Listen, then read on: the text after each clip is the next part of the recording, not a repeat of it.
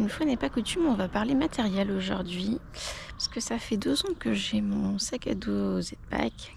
Je suis très heureuse et du coup je voulais voir un petit peu avec vous les caractéristiques et puis les avantages qu'il peut avoir par rapport à d'autres sacs à dos, mon retour d'expérience.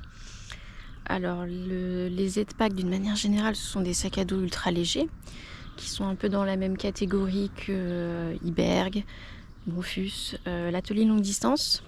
Mais j'ai eu un Iberg Attila avant et je trouve vraiment qu'il y a une grosse différence, en tout cas avec ce modèle-là.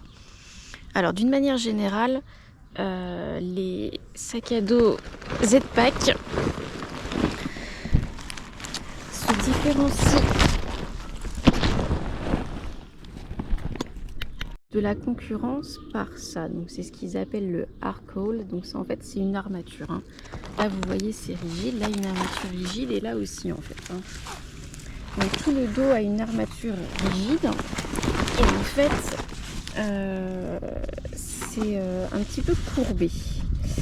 Le dos n'est pas droit et en fait ce qui est droit c'est ça, c'est cette espèce de petite membrane de tissu et donc l'idée c'est que le dos ne soit pas réellement en contact avec le sac en fait. Donc c'est censé éviter de transpirer. Bon après c'est pas non plus l'arme ultime. Mais ce que je trouve intéressant avec ça, c'est que du coup c'est beaucoup plus facile à utiliser qu'un sac à dos sans armature. Dans le Iberg par exemple, il faut vraiment faire attention à comment on met ses affaires dedans pour que ce soit bien compact, bien dur et que le dos soit tout lisse et tout droit pour pas avoir d'aspérité qui fait mal au dos. Ici, vu qu'on a une armature et que du coup ça éloigne le sac du dos, on peut mettre entre guillemets ses affaires à l'arrache dedans à peu près. C'est beaucoup moins problématique qu'avec un sac sans armature et ça demande beaucoup moins d'expérience de le remplir correctement. Alors ça c'est quelque chose qu'on retrouve sur tous les Z-Pack, mais moi ce dont je veux vraiment parler c'est de mon modèle à moi parce que celui-ci se détache un petit peu des autres. La plupart des sacs à dos ultra légers ont une poche avant en tissu. C'était le cas de mon Iberg, je vais vous mettre des photos. Et en fait, le problème de tous les sacs à dos avec une poche avant en tissu, en fait, il y a 2 problèmes. Bon, le premier, c'est que c'est pas imperméable. Donc, il n'y a quand même pas grand-chose qu'on peut mettre dans un truc qui n'est pas imperméable. Et ensuite, le problème majeur, c'est qu'en fait, quand vous allez remplir votre poche principale, ça va appuyer sur le tissu de la poche avant et en fait, vous allez perdre toute profondeur. Vous pouvez rien mettre en fait dans la poche avant tissu quand la poche principale est remplie. Ça fait vraiment la profondeur d'une feuille de papier. Donc moi j'ai choisi un modèle qui a une vraie poche, une poche donc imperméable, mais surtout avec de la profondeur et où du coup on peut mettre plein de choses dedans. Alors évidemment quand vous remplacez bien la poche principale, ça appuie dessus quand même un minimum, hein, mais voilà, elle est utile en toutes circonstances. Moi je mets surtout ma pharmacie dedans. C'est une grosse pharmacie, il y en a même une autre partie derrière. Et du coup c'est une capacité de stockage quand même qui est supérieure par rapport aux autres sacs. C'est ça qui m'a fait choisir ce modèle là de base et je suis vraiment pas déçue parce que ça change tout hein, concrètement par rapport au Iberg que j'avais et j'ai pas tellement vu d'autres sacs qui avaient cette caractéristique là. Je sais pas pourquoi ils ont tous une poche en tissu, ça n'a aucun intérêt. Après il y a une autre caractéristique de mon modèle que j'aime beaucoup, c'est le fait qu'il s'ouvre de 2 manières différentes. Alors un sac à dos léger ça s'ouvre par le haut normalement. Donc, vous dépliez et là, vous avez accès au sac à dos par le dessus. Alors, le problème de cette technique, c'est que du coup, il faut tout sortir pour atteindre ce qui est en bas. Du coup, l'intérêt de ce sac aussi, c'est qu'en fait, il y a aussi une fermeture éclair qui permet d'ouvrir le sac sur toute sa longueur et en fait du coup on peut aller chercher, bon là j'ai pas rempli hein, mais on peut aller chercher ce qui est tout au fond du sac sans enlever ce qui est au dessus. Alors Personnellement, quand je mets en place mon campement, bah, ça me permet de sortir mon matelas et mon sac de couchage sans sortir tout le reste, parce que c'est quand même ça que j'utilise en premier pour faire tout mon campement, et après je sors ma nourriture, etc. Donc ça, c'est vachement avantageux quand même, je trouve, de pouvoir garder un sac organisé. Et puis ça permet de ne pas hésiter en fait, de ne pas se dire « Ah, vas-y, j'ai la flemme ». C'est pareil pour l'eau, je vais vous montrer tout à l'heure. Mais d'abord, il y a aussi une autre caractéristique que j'aime beaucoup. Alors là, vous voyez, ce sont les attaches pour pouvoir mettre ma tente à l'extérieur du sac. Et en fait, elles sont situées juste dessous la poche avant. En fait, elles ne sont pas situées sous le sac à proprement dit. Elles sont juste sous la poche avant. Et ça, j'aime beaucoup. En fait, ça permet d'avoir un poids du sac qui est beaucoup plus compact. Et du coup, mon sac à dos fait vraiment corps avec moi. Et quand je suis dans des passages un peu techniques, ça me donne vraiment l'impression de garder beaucoup plus mon équilibre. Je déteste avoir la tente sous mon sac, parce que par exemple quand je descends des gros rochers, je suis petite, donc j'ai tendance à m'asseoir et à me laisser glisser par exemple sur le long des rochers, et en fait ça me gêne du coup d'avoir une tente au niveau des fesses. Là vraiment je me sens libre de mes mouvements, et je trouve ça très sécuritaire d'avoir un sac à dos qui vraiment est le plus compact possible en fait. Donc ça, c'est un truc qui m'a beaucoup plu.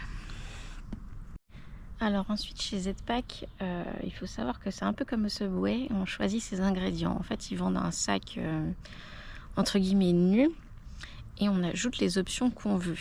Alors en l'occurrence, moi j'ai choisi par exemple d'avoir un filet pour ma bouteille d'eau sur la bretelle. L'autre bretelle a une poche, c'est censé être pour un téléphone. Moi je mets ma caméra avec son pied. Les poches aussi ici sont en option, elles sont assez grandes, donc c'est super cool, et puis elles sont vachement sur le côté, donc ça me permet d'avoir ma banane au milieu sans souci. D'ailleurs ma banane, c'est une banane Iberg, la banane Iberg est vraiment bien. Et là aussi par exemple, les poches comme ça c'est optionnel, j'en ai choisi une de chaque côté. Ici on peut choisir d'avoir une attache, elle est là, une attache en Y. Enfin voilà, il y a plein d'options différentes en fonction de ses besoins. Alors il faut savoir que les Zpack sont imperméables. C'est-à-dire que même les coutures sont imperméables. De base, c'est pas une option payante en plus, là pour le coup c'est de base. Donc c'est pas mal de pouvoir se passer de sac de pluie, de pas avoir à sortir le sac de pluie à chaque averse. Ça tient très bien les pluies modérées. Bon après quand il pleut à torrent, il y a quand même de l'humidité qui rentre dedans. Mais de toute façon, moi je vous conseille, quoi qu'il arrive, de toujours garder vos affaires dans des sacs étanches. Ne jamais laisser des affaires directement dans le sac à dos. Toujours les sacs étanches, voilà, par thématique. Avoir un sac pour la bouffe, un sac pour les vêtements, pour l'électronique, etc. Et de tout compartimenter, de tout mettre dans des petits sacs étanches d'abord. Parce que effectivement, j'ai eu quand même de l'humidité sur... notamment dans les Pyrénées, quand j'ai eu une tempête dans les Pyrénées. Mais en tout cas voilà, pour les petites pluies, ça évite vraiment de sortir la housse toutes les 2 secondes quand il y a des averses, quoi. Donc comme je l'ai dit, ça fait 2 ans que je l'ai. Je lui trouve vraiment que des avantages. Je trouve que c'est vraiment le compagnon idéal pour le bivouac et l'itinérance. Il est super agréable, super pratique. Pour le coup, c'est rare de voir un produit où je me dis tiens, ça a été pensé intelligemment, ça a vraiment été pensé pour mon activité en fait. Donc pour le coup, je le trouve pas d'inconvénient. J'ai rien de négatif à dire sur lui, si ce n'est le souci du prix. Bon, en soi, c'est un sac à dos technique. C'est un sac qui a un certain prix. Quand vous choisissez vos options, il est à peu près à 600 €, on va dire. Mais le problème, c'est surtout la douane en fait. Hein. Moi, j'ai payé à peu près 800 € parce que il y a 200 € de passage à la douane. Donc ça, c'est sûr que ça fait quand même assez réfléchir, puisque par exemple, un Iberg va être beaucoup moins cher. Je suis pas convaincue du coup que les autres modèles de Z-Pack soient meilleurs que Iberg, Bonfus, etc. Je veux dire les modèles avec la poche en tissu. Je saurais pas vous dire s'il y a une plus-value, puisque moi j'avais juste un Iberg avant. Par contre, je vous conseille vraiment ce modèle-là parce que je trouve qu'il a des caractéristiques que les autres sacs à dos de la concurrence n'ont pas et qui du coup justifient le prix en soi, mais surtout le fait de se taper la douane, quoi. Parce que clairement, pour moi, c'est vraiment l'inconvénient de Z-Pack, quoi. Donc c'est pas anodin, ça c'est sûr, le prix n'est pas anodin. Après, c'est quelque chose qui ne s'altère pas beaucoup dans la durée, hein, à part un petit peu refaire les coutures étanches de temps en temps, mais sinon c'est un investissement qui est assez vite rentabilisé si on fait beaucoup d'itinérance. Donc personnellement, j'ai jamais regretté mon achat. Je trouve le bivouac et la randonnée beaucoup plus agréable depuis que je l'ai. Et puis même quand je fais pas de l'itinérance, je le garde. En fait, je n'ai pas d'autre sac à dos. J'ai un petit sac à dos 10 litres quand je vais faire une balade d'1 heure, mais sinon je n'ai pas de sac à dos spécifique pour faire de randonnée à la journée.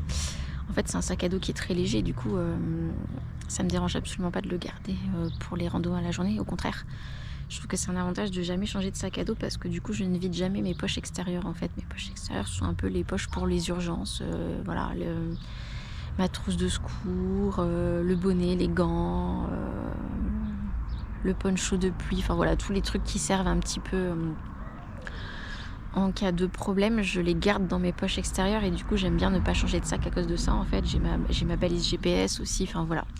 J'ai tous les trucs de sécurité qui me servent et que j'aime bien avoir même si je pars à la journée. J'ai la même sécurité quand je pars à la journée, j'ai toujours ma trousse de secours, etc. Et du coup, voilà, je vois pas l'intérêt d'avoir un sac à dos de, je sais pas moi, 30 litres, 20-30 litres pour les excursions courtes. Je garde toujours ce sac-là en fait et je suis toujours heureuse d'avoir ce sac-là, quelle que soit ma randonnée en fait.